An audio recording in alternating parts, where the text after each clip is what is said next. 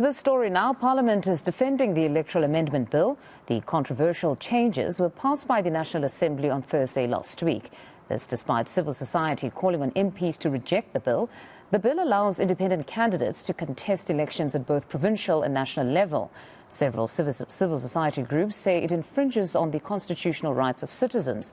The New Nation movement took government to court over the bill. The organization's Bulelani Mkhohliswa joins us to give us their take on the matter. Bulelani, good morning and thank you very much for your time.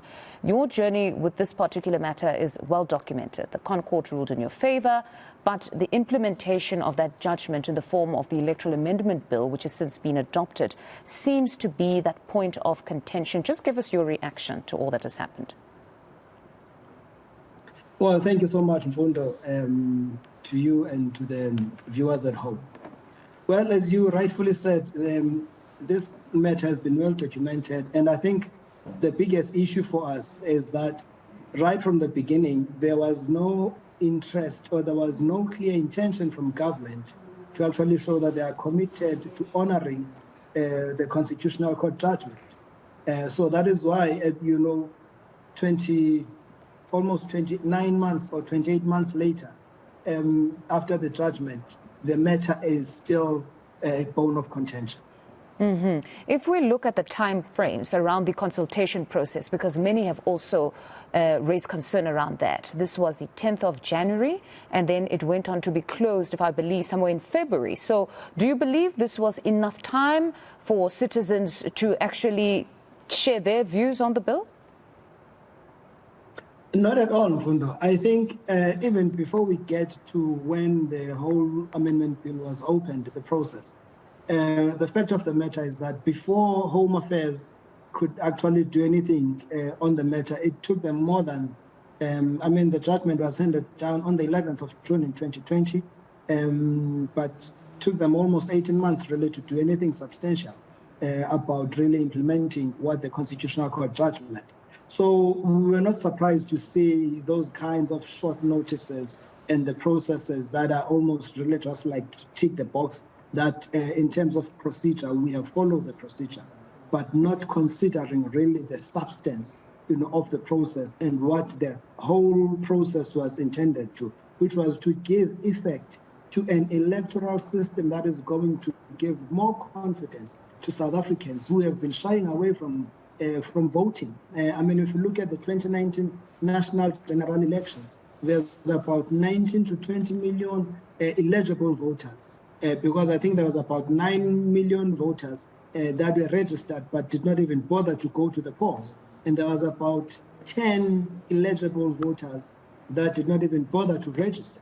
So that should have sent a clear message to government that people have lost confidence in the electoral laws and the electoral system. So this was supposed to pave, to open up that space for South Africans to engage so that they can own the process and begin to go back, to vote so that the people's will is fully expressed.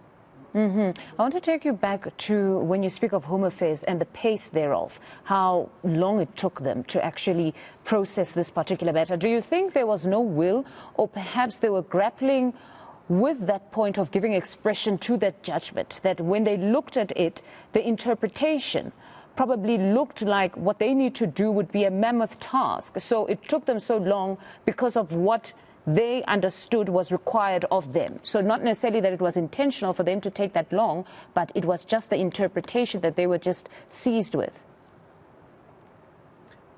Looking forward, I think the reality is that it's not that there was no will from the side of government, but we must also be honest enough to say this Electoral Act judgment was definitely going to remove or reduce the power of the political parties significantly.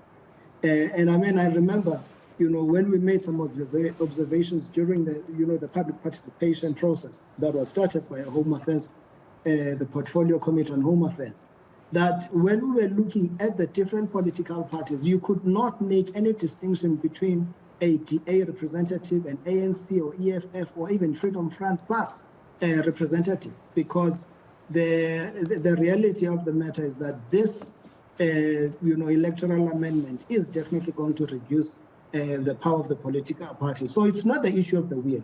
It's an issue that the political parties have to face, that the reality is that there are time for them to be the only ones who are the sole decision makers in the National Assembly has come to an end. And ordinary citizens that have, integrity and proven track record of serving their communities and their constituencies are ready to raise their hands to come and make a significant contribution in solving the challenges that this country is facing.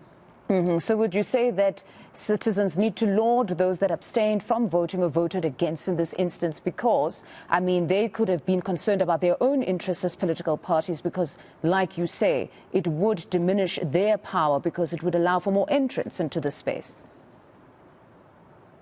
Definitely. The fact that you look at, I think, the DA and some of the political parties that voted against this amendment bill does not make, to us, it does not give us an impression that they were really against this amendment bill, because the meat of the amendment bill was during that public participation. And unfortunately, the sense that we got was that all the political parties were a united force against these amendments. So the fact that when it comes to the voting, they vote against, it's insignificant, because anyway, everyone knew that if the ANC, all the ANC employees in the National Assembly vote, all of them according to the party stance, this bill was not going to pass. I mean, it was going to pass as it is. But I think, Fundo, for me, one of the most important calls that we would want to make even to the public that is listening out there is that this country does not need politicians only to solve it. We actually need top executives, administrators who have been exposed at the highest level of running big corporates and even, government institutions successfully, so that they can come into the space to say we are ready to make that significant contribution. And that's why for us as the New Nation Movement, we took this matter to the Constitutional Court, because the sense that we got was many South Africans who know that they have the requisite skill to make that contribution had lost confidence in the existing party political system, and they did not know what else to do.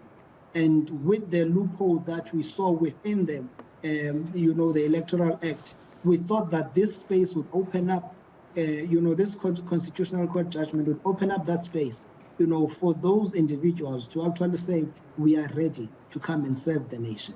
And then where to from here? Will you be looking to challenge this legally? Well, I think we are very mindful of the fact that by the time the president signs this into law, the matter will be closed.